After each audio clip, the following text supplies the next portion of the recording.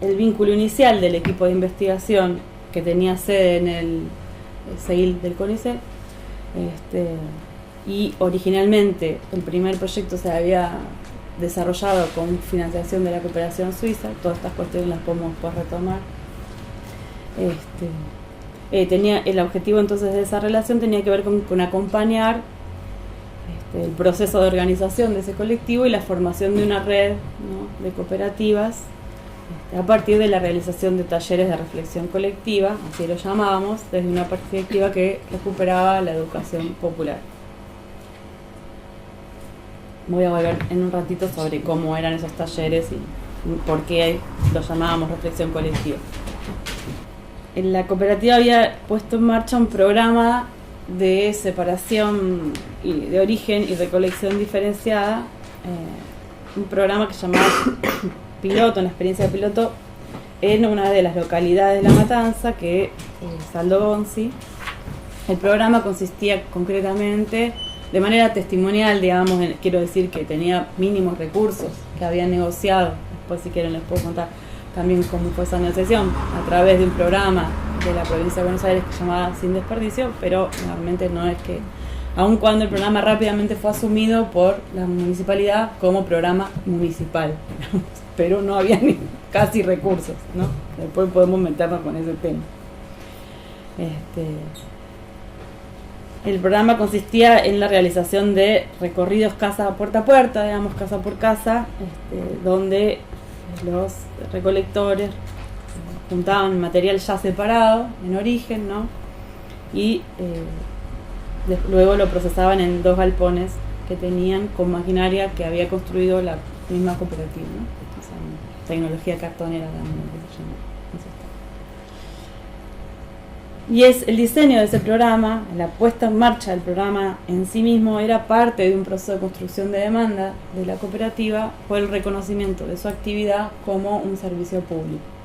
Y esa era la lucha, o sea, que el Estado se hiciera cargo y reconociera esa actividad como un servicio público y por lo tanto pagara por ella de la misma manera que paga a una empresa privada por la recolección de los residuos de manera no sustentable ambientalmente, con y sin comillas. Entonces la posibilidad de sumarme a esa dinámica de trabajo y de seguir el caso de Resisu a mí me atraía por básicamente 2 grandes razones. La primera, el tipo de vínculo que se había establecido con la cooperativa, ¿no?, a partir del proyecto de investigación Acción. En tanto, esa vinculación iba mucho más allá de una mera observación externa, ¿no?, en los términos en que la había planteado antes. Y en el curso de ese tiempo, del 2004 al 2007, el equipo al que yo me sumaba se había convertido en el equipo técnico de la cooperativa, así nos presentaban ante cualquier ser externo a la cooperativa, digamos, sobre todo cuando se trataba de funcionarios estatales. Y eso era un atributo que la cooperativa hacía redituable en términos políticos, tener un equipo técnico de gente del CONICET, digamos, como nos llamamos. Era algo que legitimaba la experiencia. Y ese vínculo fue tomando de alguna manera una suerte de intercambio recíproco donde de alguna manera todos nos beneficiábamos con objetivos distintos, digamos. En tanto para nosotros yo accedía, digamos, a ciertas instancias de negociación a las que nunca había accedido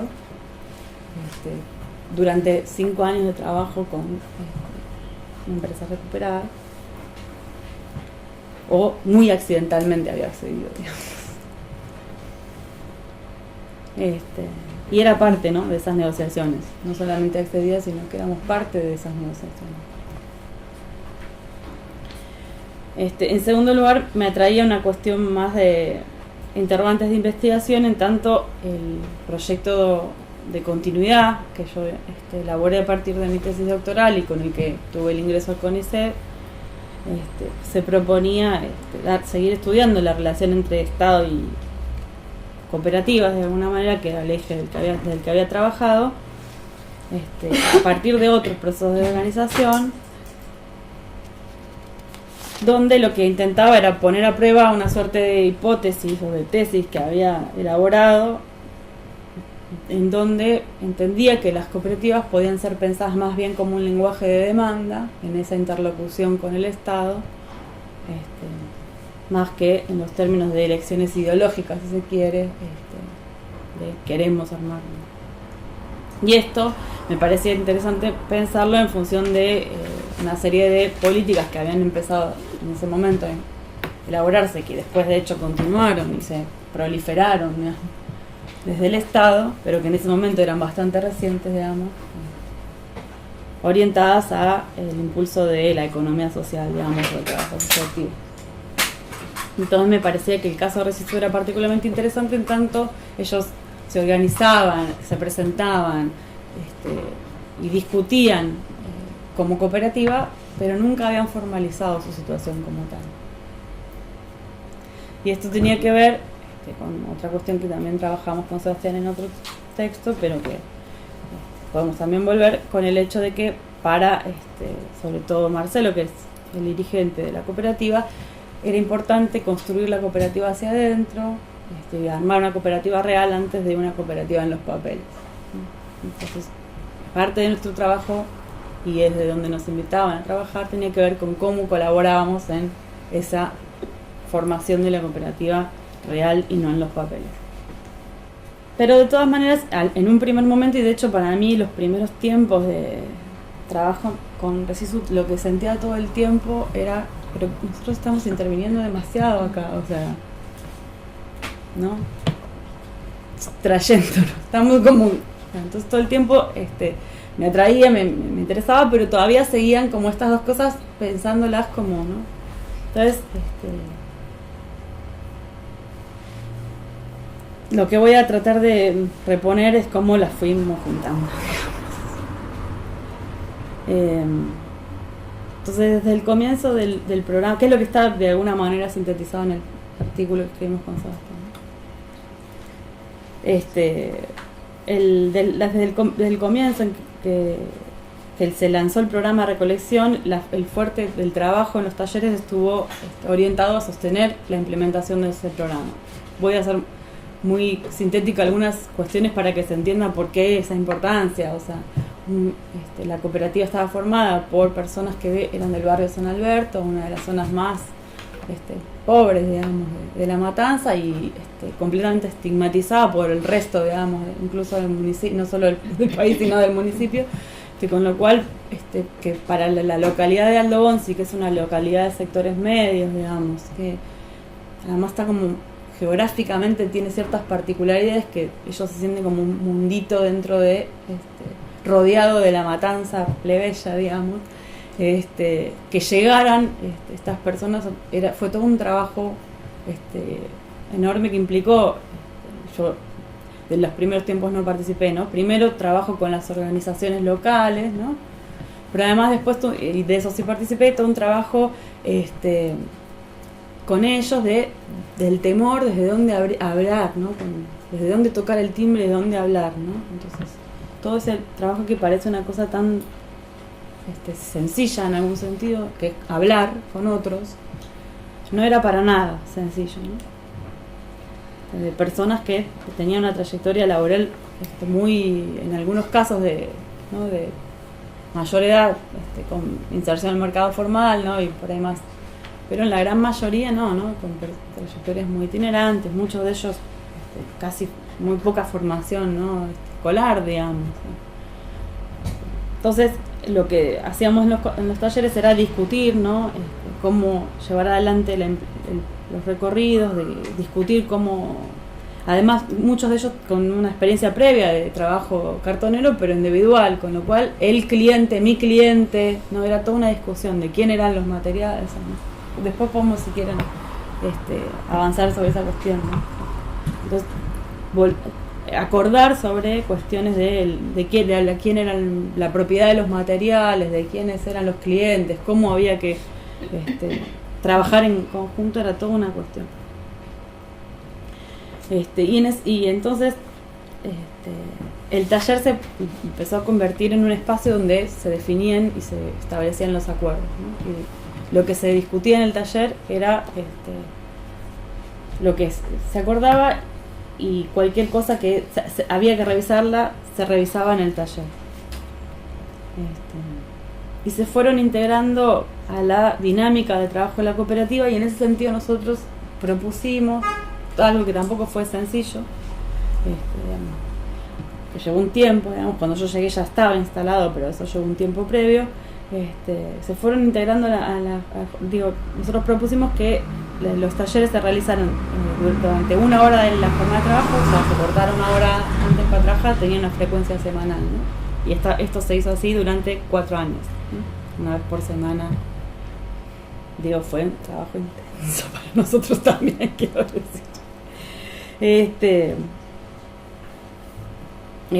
Se cortaba una hora antes para trabajar del trabajo, y se extendía una hora más, y esto para nosotros se quedaban una hora más ese día, y esto para nosotros era importante, en tanto nos interesaba que poder incluir esa reflexión dentro de la jornada de trabajo, ¿no? O sea, no como algo fuera, sino que esa reflexión formara parte de la rutina de trabajo, ¿no? Y esto tenía que ver con tratar de diferenciarnos de una práctica muy frecuente para ellos mismos y para cualquier otra cooperativa, ¿no? Que es la de la capacitación, ¿no? Donde hay un experto que baja contenidos ya predefinidos a lo que ellos estaban habituados, de hecho, porque habían asistido a jornadas de capacitación en el IPAC en ese momento, y otras con fundaciones, ¿no? Que también daban capacitación como parte de los subsidios, donde entonces un conjunto de expertos define un contenido previo, y lo que se busca es que se completen a los saberes que ya existen. Entonces la idea y por eso hablábamos de talleres de reflexión colectiva, era para nosotros en realidad propiciar ahí un espacio de reflexión conjunto sobre la práctica de trabajo, aun cuando todavía no lo pensáramos como un espacio de construcción teórica conjunto, ¿no? O sea, reflexión de ellos de eso se trataba al principio, ¿no? Con el correr de los años, entonces, el vínculo que teníamos con la cooperativa se fue transformando radicalmente, y la lógica de la investigación-acción, que es la que llevaba este tipo de talleres, se fue desdibujando, no solo porque la financiación inicial se terminó y decidimos de todas maneras mantener el trabajo, por momentos con financiación específica para eso y por momentos sin financiación, la gran mayoría sin financiación para eso, ¿no? Quiero decir, éramos todos teníamos todos investigadores o becarios, algunos, estábamos remunerados, pero lo que fuimos haciendo entonces fue reorientar el trabajo de investigación para que eso formara parte, y así fue en realidad como nos fuimos acercando a lo que después entendimos se llamaba investigación colaborativa, en tanto lo que empezamos fue a pensar cómo incluir esos espacios en los diseños de las investigaciones.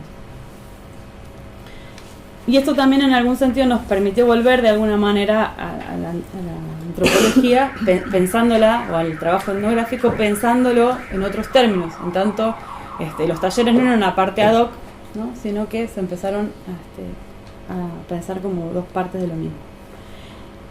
Y de esa manera entonces los ejes de reflexión que fueron dinamizando esa práctica, fueron energizando también los proyectos de investigación, ¿no?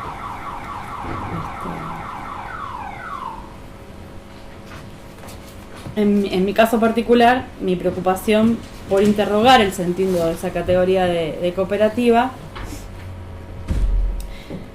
pensándolo no solamente como un lenguaje de la demanda, digamos, o de un lenguaje de demanda, sino sobre todo pensándolo a partir de esa dinámica como un punto de llegada, más que como un punto de partida, ¿no? O sea, pensar que la cooperativa o las cooperativas pueden ser pensadas más como un punto de llegada en el marco de un proceso político más amplio, Y de esa manera entonces, como decía, los proyectos de investigación fueron incorporando en el diseño, ¿no?, la formulación de los diseños, algo que puede parecer, pero no, o sea, no es para nada sencillo, y de hecho nos han rechazado proyectos por eso. La formación dentro de los objetivos o de la metodología, digamos, el trabajo en los talleres como espacios de no solamente registro, sino de elaboración de datos y de construcción de problemas. Y ahí el reto pasó a ser entonces no solamente como los talleres eran un espacio no de capacitación, sino de reflexión, cómo articulábamos nuestras preocupaciones investigativas, que suelen ser de un nivel de abstracción necesariamente mayor, con las demandas que venían de esa dinámica de trabajo colectivo. Con el tiempo lo que fuimos haciendo fue ir organizando esos talleres o esos espacios de discusión, buscando articular estas dos cuestiones. Por ejemplo, discutir la idea de Estado.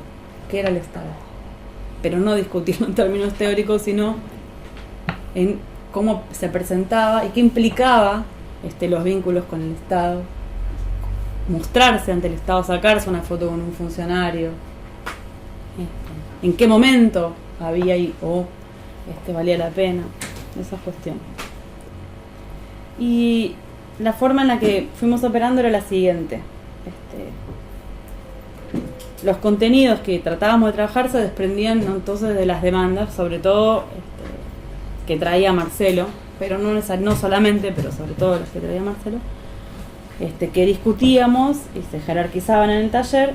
En función de eso se definían una serie de acuerdos sobre temáticas que eran siempre revisables y metodologías de trabajo, sobre todo las metodologías eran lo más revisables, porque era lo que más problemas generaba.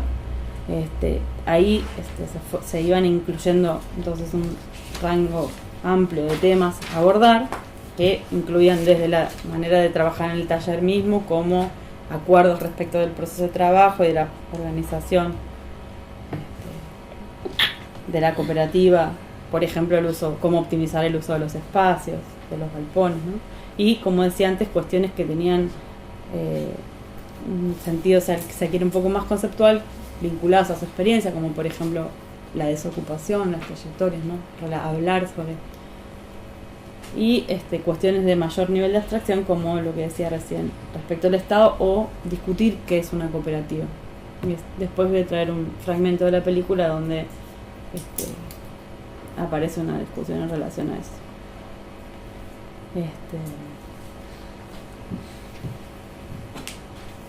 De manera entonces que fuimos tratando de incorporar, entonces integrando a la dinámica de los talleres también nuestras preocupaciones académicas, ¿no? Y enfatizo un poco esto porque al principio justamente esto es lo que no estaba. O sea, hablábamos de lo que les pasaba a ellos, pero no de las preocupaciones que también para nosotros eran, ¿no? Y es en ese sentido entonces que empezamos a pensar en el espacio del taller como un espacio de coteorización y de elaboración conjunta de categorías sociales.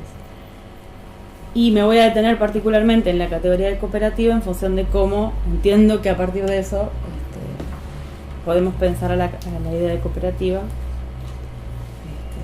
como una categoría que fuimos reflexionando en ese espacio. Dos niveles en los que entiendo que podemos pensar eso. Una primera cuestión que tenía que ver con trabajar desde los quilombos, que era algo que aparecía insistentemente, sobre todo de parte de Marcelo. ¿Dónde? Desde los quilombos. Desde los quilombos. Trabajar desde el error, nosotros decíamos trabajar desde el error. Marcelo decía trabajar desde los quilombos. Entonces, en función de eso, hacer explícitos las tensiones, hacer explícitos los conflictos, hacer explícitos los desacuerdos, era a la vez un modo de trabajar conflictos y al mismo tiempo reflexionar sobre esa idea de cooperativa como una idea no cerrada, ¿no? Inconstante, como un algo que se hace y rehace, ¿no? Que no tiene un horizonte predefinido, ¿no?